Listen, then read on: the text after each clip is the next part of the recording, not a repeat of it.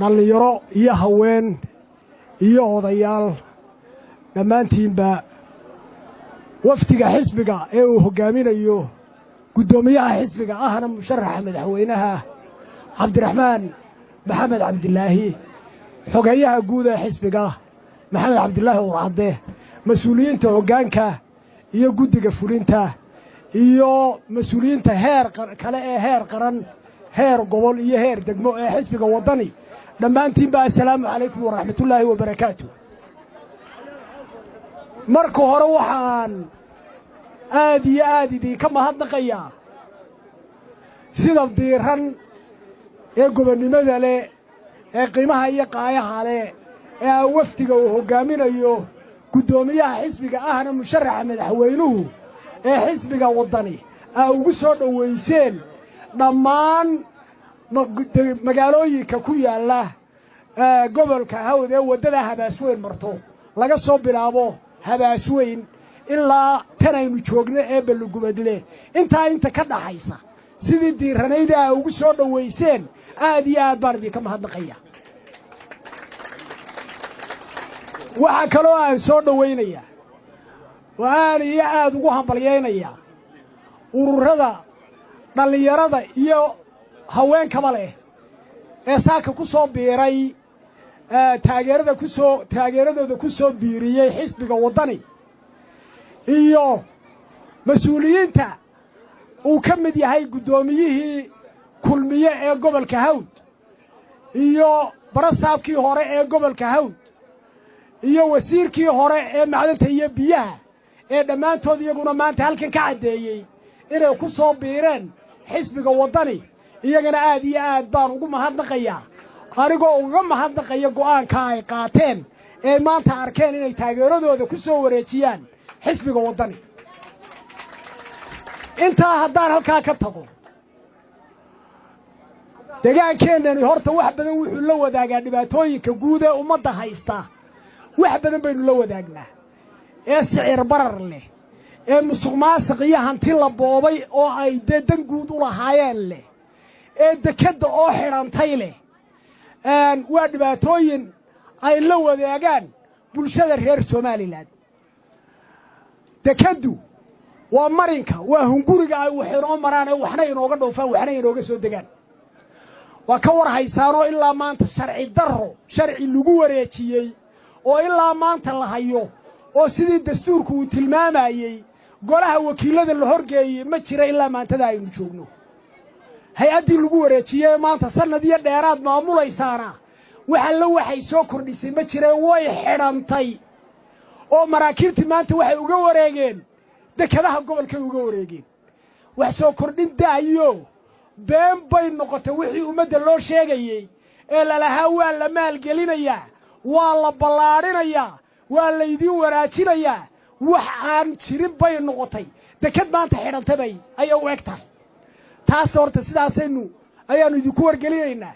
waa arrin saamayn ku leh qof kasta oo Soomaaliland dadkeena miyiga degaa ee xoolo dhaqatadii waraysi markay qof magaalada ka yimaado waraysanayaan waxay oran jireen waar dhoobadii iyo xaalkeed bal ka waran dhoobadii waa sayladda iyo dhaqdhaqaaqeeda ka waran bay oran jireen macni sidee xoolaha loo iibsadaa ninku isagoo maalinta neefba geynayn haddana hadday sayladda suuqeedu xaami yahay yididiilu leeyahay xoolihiisu inay qiimo leeyihiin inay wuxu goyn karayaan ayuu ma garanaysaa niyaddu ku haysan jiray subaxaad hadduu doonana wuu geyn jiray markaa la yidhaha dhaqdhaqaaq baa ka jira maanta waxay weeye kol hadday dekaddu xidhanto dhoobadii way xidhmaysaa weeye reer miyiguna inuu sidaa u ogaado weeye dhammaanteenna saamayn bay inugu leeday miyi iyo magaalaba horta intaa iyo in ka badan waxaynu la wadaagnaa bulshada reer Soomaaliland waxa inoo gaaray innaga haddaynu reer Balugubadle nahay wax badan baa inoo gaara xalayta waxaan TV-ga ka daawanayay oo baan filayo Balugubadle inaa ka daawanayseen xaflad qalin jabin ah oo jaamacadda Golis loogu soo xidhaayay lod ka qalin jabiyay xafladaas oo la qabtay doraato xalay baan TV-ga ka daawanayay wasiirka madaxtooyada oo hadlaya hadalladiisa waxa ka mid ahaa 140 iskuul ayaanu gobolka Maroodi Jeex oo hoose dhaxaa ayaanu gobolka Maroodi Jeex ka hirgelinay toddobadii sannadoodee uu xisbiga kulmiye maamulka hayay war miyaa haysaan mid qurahoo laga dhisay deegaanka hawd miyaa haysaan waxaa hadalkiisa ka mid ahaa 40 ceel oo kuwa dhaadheer ah ayaa laga qoday gobolka Maroodijeex miyaa ku haysaan ceel qurahoo laga qoday gobolka hawd waa wuxuu idin tirinaya weey bal haddii 40 ceel u qaybisaan inta idinla wadaagto gobolka Maroodijeex inta idinkaga hagaaginayd waa garanaysan dad kala dee la mariyo weey meel kala la mariyo weey 140 ka iskuul inta idinkaga hagaagilaydna iyana waa garanaysan iyana meel kala la mariyo weey wax ku kororsi isleeyahay markuu hadlayo laakiin inuu idinka idin dhacay oo wixii meel kala mariyay oo ay ku maqan tahay wuu moogan yahay markuu hadlayo xisaabta u gashada waxa kale oo idinku daraya biyo gelintii ay ahayd in la soo geliyo magaalada Hargeysa ee ahayd in 2015 la furo biyaha la soo gelinaya Hargeysa 60 milyan baa la geliyay ilaa maanta 60 milyan welina lama oga gooray iman doonaan maanta oo ay 2017 dhamaadeen inay biyo iman doonaan iyo in kale lama oga taasina waan idinku darayo biyo la'aantu baliguwadla uun ma taagnee Hargeysana waa nagu haysaa xisaabta ku darsada inta markaan ka soo qaado waliba xagga caafimaadka xarumaha caafimaadka iyadana xarun qurahoo laga hirgeliyay 7 sannadood gobolka hawd laga hirgeliyay iyana miyaa garanaysan taasina waa maya weey markaan iskuuladii ka hadlay ee xarumihii caafimaad ka hadlay ee biyihii ka hadlay ee mid walba ka qatantihiin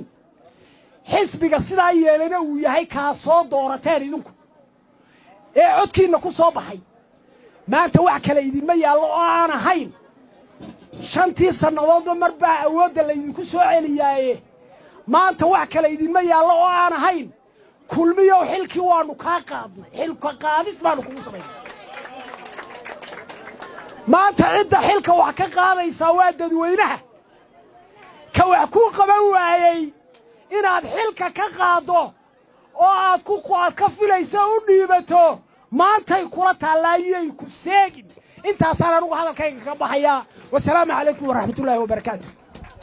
aad iyo aad mahadsan Xuseen Axmed Cali waxa halka ku soo dhaweynaa xogayaha